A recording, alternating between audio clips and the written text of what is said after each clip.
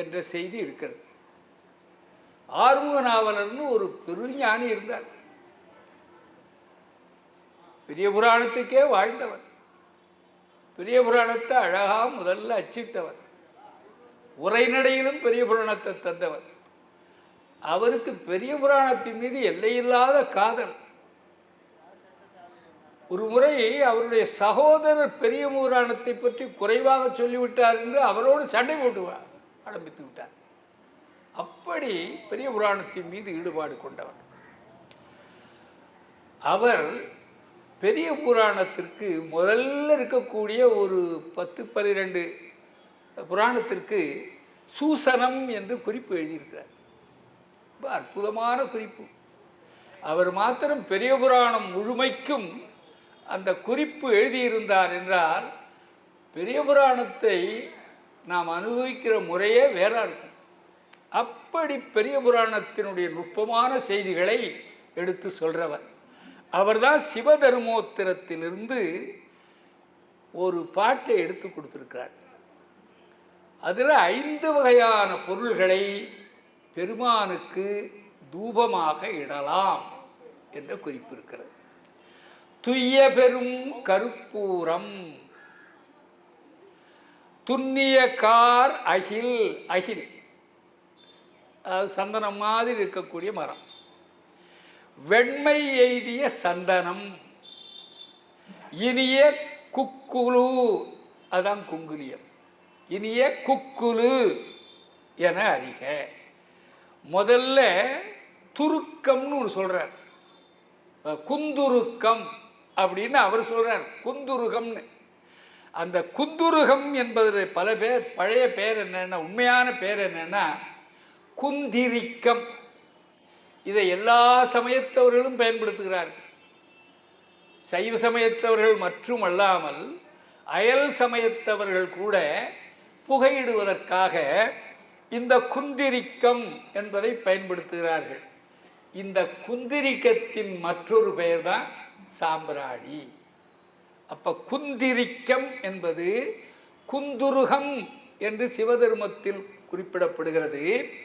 சிவதர்மோத்திரம் குறிப்பிடுகிற அந்த குந்துருகம் தான் குந்திரிக்கம் என குறிக்கப்படும் சாம்பிராணி. அப்ப பெருமானுக்கு 5 பொருள்களை இடலாம். என்னென்ன? சாம்பிராணி, கற்பூரம், அகில், சந்தனம், குங்கிலியம். இந்த 5ல் ஏதாவது ஒன்றை இடலாம்.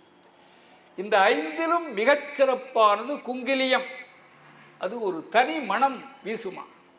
அது மட்டுமல்லாமல் அந்த குங்கிலிய புகை பரவுகிற இடத்திலெல்லாம் எந்த விதமான தீய கிருமிகளும் இருக்காது. இந்த குங்குலியத்தை இடுகிற முறை ஒரு இடத்துல இன்றைக்கும் இருக்கிறது. நீங்க திருவையாற்றுக்கு போனால் அந்த திருவையாற்றில் தென்பகுதியில் ஆட்கொண்டார் சந்நிதின்னு ஒரு சந்நிதி இருக்குது. அங்கே போனால் பாட்டுக்கும் குங்குலியத்தை கொட்டிக்கொண்டே இருப்பார். எப்பொழுதும் புகை எழும்பிக்கொண்டே இருக்கும். அதனால் அந்த பகுதியில் இருப்பவர்கள் நோய்வாய்ப்பட்டு அகால மரணம் அடைய மாட்டார்கள் என்று சொல்கிறார்கள். அந்த காலத்தில் நாம் மேற்கொண்ட பல செயல்களுக்கு உட்பொருள் நமக்கு தெரியாது. ஆனால் அவைகளெல்லாம் ஒரு நோக்கத்தில் அமைக்கப்பட்டவை.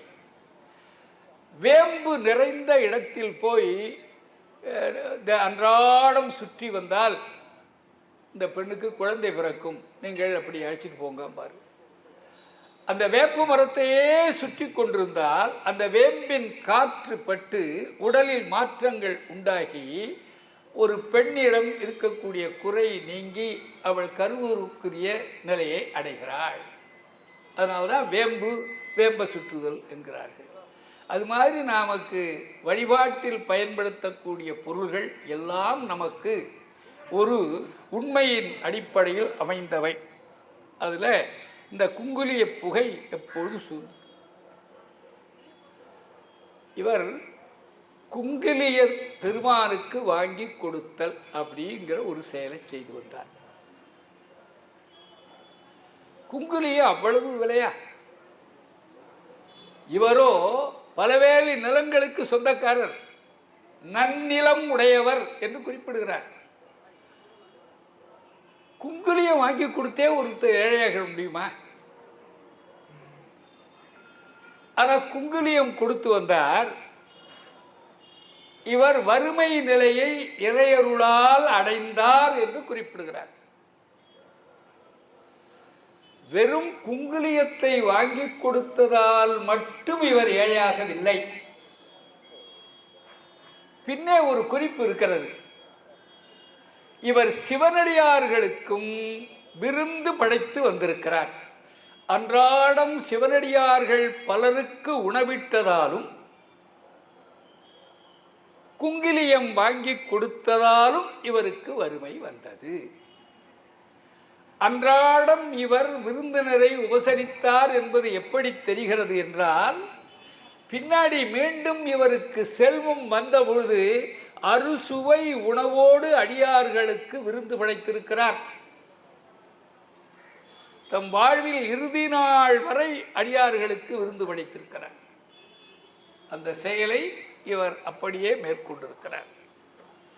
அதனால இவர் வறுமை அடைந்தார் என்றால், ஒரு குங்குலியம் வாங்கி கொடுத்ததால் மட்டும் வறுமை அடையவில்லை.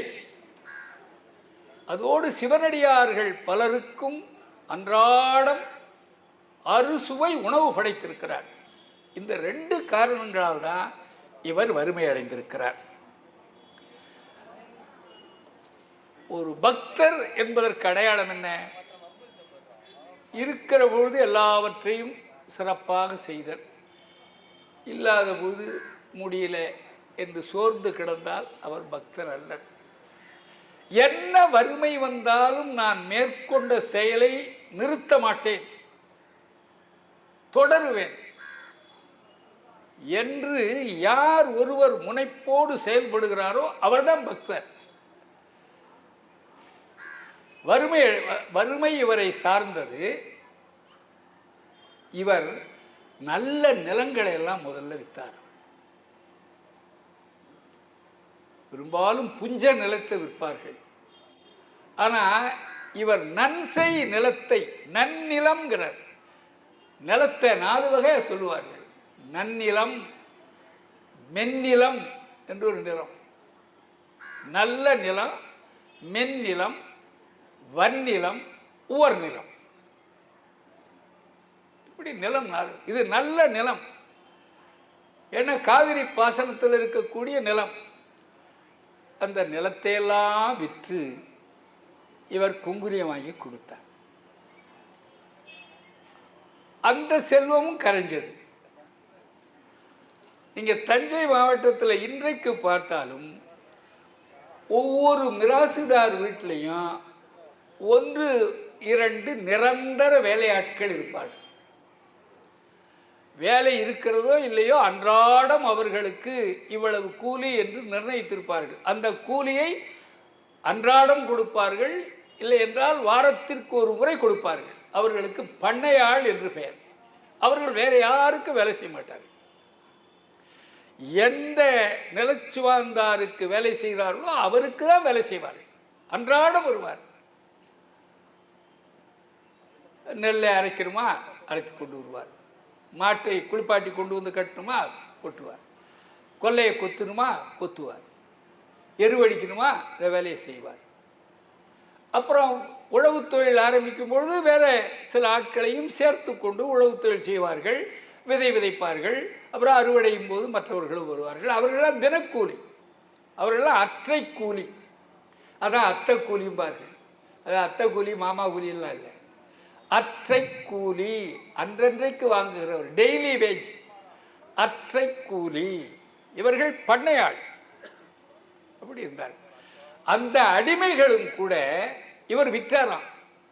சரி அப்பா, நீ எடுத்துக்கோ, எனக்கு பொருள் கொடு என்று இவருக்கே வேலை செய்து கொண்டு வந்தவர்களை கூட பொருளை வாங்கி கொண்டு இன்னொருவருக்கு கொடுத்து விட்டு அந்த பொருளை கொண்டு குங்குலியம் வாங்கி பெருமானுக்கு சாத்தினார். இப்படி வறுமை அடைஞ்சுட்டார். எப்படி வறுமைனா, வீட்டில் இருக்கக்கூடிய சுற்றத்தார்கள் சாப்பிடல, இவர் சாப்பிடல, இவருடைய மனைவி சாப்பிடல, குழந்தைகளும் சாப்பிடல. 2 பகல். அதுக்கு பகல்னா ஒரு டேன்னு அர்த்தம், ஒரு நாள்னு அர்த்தம். 2 பகல் அப்படின்னா 2 நாள்னு அர்த்தம். ஒரு பகல் வாழ்க்கை. இப்போ இந்த ஈசல் இருக்கிற ஈசல்லாம் ஒரு நாள் வாழ்க்கை உடையது, அதை ஒரு பகல் வாழ்க்கை உடையது என்று சொல்லுவார். 2 பகல் என்றால் 2 நாள்கள் சாப்பிடல. தாய் என்ன நினைப்பா? ஐயோ, பிள்ளைகள்லாம் சாப்பிடாம இருக்கிறார்களே. எல்லா நகையும் கொடுத்தாகிவிட்டது. இப்ப அவரிடம் இருப்பது என்ன? மங்கள நாள் தாலி ஒண்ணுதான் இருக்கு. ஒரு பெண் எந்த சூழலிலும் தாலியை கழற்றி கொடுக்க மாட்டார். அந்த அணி இருந்தால்தான் ஏனைய அணிகளை அணிந்து கொள்ள முடியும். அந்த ஒரு அணி இல்லாவிட்டால் ஏனைய அணிகளை அணிந்து கொள்ள முடியாது. அணிந்து கொண்டால் அது நிந்தைக்கு காரணமாக அமையும். இந்த தாலியை பற்றி ஒரு அற்புதமான குறிப்பை புறநானூற்றில் ஒரு பாடல்ல நம்ம பார்க்கிறோம். ஆய் அண்டிரல் ஒருத்தன். அந்த ஆய் அண்டிரல் பெரிய வள்ளல். அந்த வள்ளலை பற்றி மோசிகீரனார்கிறவர் பாடுறார். மோசியார், முடமோசியார்கிறவர் பாடுறார். ஒரு அருமையான பாட்டு. அவருடைய அரண்மனையில் வரக்கூடிய புலவர்களுக்கெல்லாம் வாரி வாரி கொடுத்ததுனால இப்போ பொருள் இல்லையா. அங்க மகளிர் அணிந்து கொண்டிருக்கக்கூடிய கழற்றி கொடுக்க முடியாத ஆபரணத்தை மாத்திரம் அவனுடைய மனைவி அணிந்திருக்கிறாளாம். களங்கனியன்ன கருங்கோட்டு சீரியாள். களாம்பழம் மாதிரி கண்ணங்கரேன்னு இருக்கக்கூடிய யாழ். பாடின் பனுவல் பாணர்